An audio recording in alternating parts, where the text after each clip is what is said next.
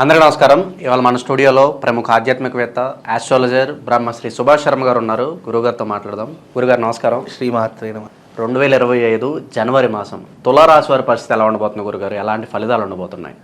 తప్పకుండా తెలియజేస్తానండి. ముందుగా ప్రేక్షకులందరికీ శ్రీమాత్రే నమః, శ్రీ గురుభ్యో నమః.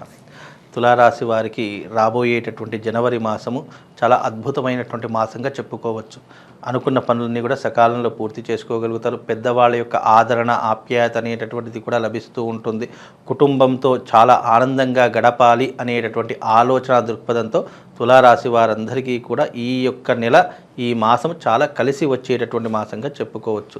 సుదూర ప్రయాణాలు చేస్తూ ఉంటారు, తీర్థయాత్రలు చేస్తూ ఉంటారు, దేవాలయాలను ఎక్కువగా దర్శించాలి అనేటటువంటి కాన్సెప్ట్లో ఈ తులారాశి వారు ఎక్కువగా ఉంటారు. ఎందుకంటే ఈ జనవరి మాసంను ఆఫ్టర్ సంక్రాంతి తర్వాత వీళ్ళకు దైవారాధన విపరీతంగా పెరిగిపోతుంది, దైవభక్తి పెరిగిపోతుంది. దైవ భక్తితో పాటు భగవంతుడు అంటే భయము, విశ్వాసము ఇవన్నీ కూడా పెరిగేటటువంటి అవకాశాలు ఈ సంక్రాంతి తర్వాత వీళ్ళ జీవితంలో ఏర్పడతాయి.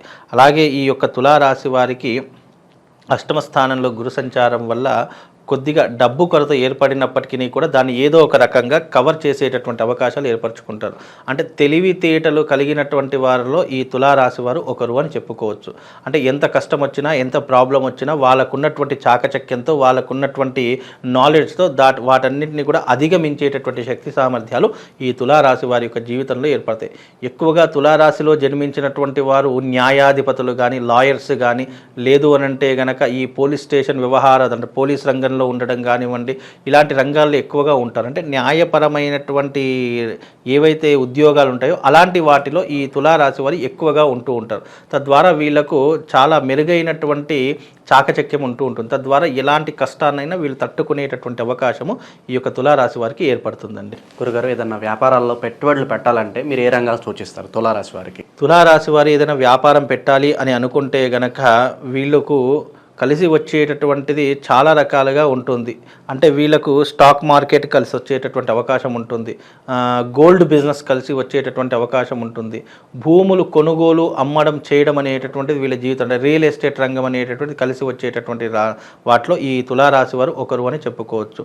అలాగే ఈ తులారాశి వారికి చాలా నాలెడ్జ్ ఉంటుంది. అంటే వీళ్ళకి ఏంటి అంటే వీళ్ళని తులారాశి వారిని ఎవరైనా అసిస్టెంట్గా పెట్టుకున్నా, పిఏగా పెట్టుకున్నా, లేదు వాళ్ళ సలహాలు సూచనలు పాటించినా ఎదుటి వారికి చాలా కలిసి వచ్చేటటువంటి యోగంగా ఉంటుంది. తద్వారా వీళ్ళకు శుభము, లాభం రెండూ కూడా కలుస్తాయండి. నిరుద్యోగుల పరిస్థితి, అలాగే స్టూడెంట్స్ పరిస్థితి, వీళ్ళిద్దరి పరిస్థితి ఎలా ఉండబోతుంది గురుగారు ఈ మాసంలో? మరి నిరుద్యోగులకు ఉద్యోగాలు వచ్చేటటువంటి అవకాశం ఏర్పడుతుంది. అలాగే వీళ్ళ జీవితంలో అనేక రకాలైనటువంటి మార్పులు రావడానికి ఈ జనవరి మాసము, ఈ సంక్రాంతి తర్వాత వాళ్ళ జీవితంలో మార్పులు వచ్చేటటువంటి అవకాశం ఉంటుంది. మంచి ఉద్యోగ అవకాశాలతో పాటు భవిష్యత్తుని మంచి ప్లానింగ్ వేసుకునేటటువంటి అవకాశం కూడా ఈ తులారాశి వారికి ఏర్పడుతుందండి. కొత్త సంవత్సరం కాబట్టి భూమికి సంబంధించిన వ్యవహారాలు కానీ, భూమి కొనాలన్నా అమ్మాలన్నా మరి ఆటి పరిస్థితులు ఎలా ఉండబోతున్నాయి? భూములు కొనాలన్నా అమ్మాలనుకున్నా కానీ ఇప్పుడున్నటువంటి ప్రస్తుత కాలమానం ప్రకారము వీళ్ళు కొనుగోలు చేస్తారు తప్ప అమ్మకం చేయడం అనేటువంటి చాలా తక్కువ. అంటే 100 కొంతమంది మాత్రం అమ్ముకుంటారు. కానీ తులారాశి వారు ఎప్పుడూ కూడా పురాతనమైనటువంటి ఆస్తులు అమ్ముకోవడం కానీ జరగదు వాళ్లకు. ఎందుకంటే వాళ్ళు దేన్నైనా సమస్యను ఎదుర్కోవడానికి ప్రయత్నం చేస్తారు తప్ప ఉన్నదాన్ని అమ్ముకునే ప్రయత్నం చేయరు. కాబట్టి అలాంటి వ్యవహారాదులు అయితే ఇప్పుడున్నటువంటి ప్రస్తుతం ఈ మాసంలో కనిపించడం లేదండి. తులారాశి వారికి ఒక సూచనప్రాయంగా చెప్పాలంటే ఏం చెప్తారు గురుగారు ఈ మాసం అంతా కూడా? తులారాశి వారికి అన్ని రకాలుగా బాగానే ఉంటుంది. కాకపోతే ఆర్థిక పరంగా కొద్దిగా ఇబ్బందులు జరిగేటటువంటి అవకాశం ఏర్పడుతుంది. కాబట్టి ఆర్థిక పరంగా బాగా ఉండాలి అంటే బృహస్పతికి సంబంధించినటువంటి బృహస్పతి మాల దొరుకుతుంది, ఆ బృహస్పతి మాల వేసుకోండి.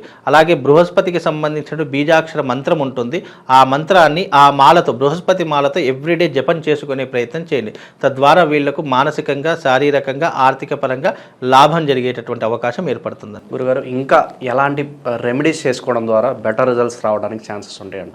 తులారాశి వారు ఏదైనా రెమెడీ చేసుకోవాలంటే అమ్మవారికి సంబంధించినటువంటి శక్తివంతమైనటువంటి పూజ దీపదుర్గ మహాపూజ అనేటటువంటిది ఒకటి ఉంటుంది.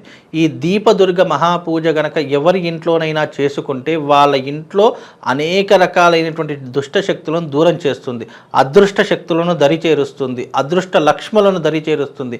ఈ దీపదుర్గ పూజ అనేటటువంటి చాలా మోస్ట్ పవర్ఫుల్. అలాంటి రెమెడీస్ కనుక మీ ఇంట్లో చేసుకున్నా, లేదు మా ఇంట్లో కుదరడం లేదు అని అనుకున్నా కానీ ఏదైనా దేవాలయంలో చేసుకున్నా దాని యొక్క విధానం వల్ల వాళ్ళ జీవితంలో చాలా అద్భుతమైనటువంటి యోగాలు వచ్చేటటువంటి అవకాశం కూడా దీని ద్వారా కలుగుతుంది. ఇది ఒక్కటి చేసుకుంటే చాలు, మిగతా జీవితం అంతా కూడా హ్యాపీగా బ్రతికేయచ్చండి. దైవారాధన విషయంలో ఒక మంత్రం చెప్తారా తులారాశి వారికి? తులారాశి వారికి ఏదైనా మంత్రం చేసుకోవాలి అంటే గనక క్లీం కృష్ణాయ గోవిందాయ గోపీజన వల్లభాయ శ్రీం హ్రీం మహాలక్ష్మీ నమః అనేటటువంటి మంత్రం చదువుకోండి. తద్వారా ఇక్కడ కృష్ణుడి మంత్రం, మహాలక్ష్మీదేవి యొక్క మంత్రం, ఈ రెండుటి మంత్రం ద్వారా వాళ్ళకు శుభము లాభం రెండు కూడా కలుగుతాయండి. అయితే ముఖ్యంగా ఈ రాసుల వాళ్ళు రాబోయేటటువంటిది సంక్రాంతి 2025 కాబట్టి ఈ సంక్రాంతిలో కీడు దినాలు కూడా చాలామందికి ఏర్పడుతూ ఉంటాయి. ద్వాదశ రాసుల రీత్యా బాగున్నా బాగా లేకపోయినా కొన్ని రాసుల వారు తప్పకుండా దైవారాధన చేసుకోవడం చాలా ముఖ్యము. మీ రాశి వాళ్ళు ముఖ్యంగా ఏదైనా చేసుకోవాలంటే శివుడికి సంబంధించినటువంటి ఆర్ద్రాభిషేకం అనేటటువంటిది ఒకటి ఉంటుంది.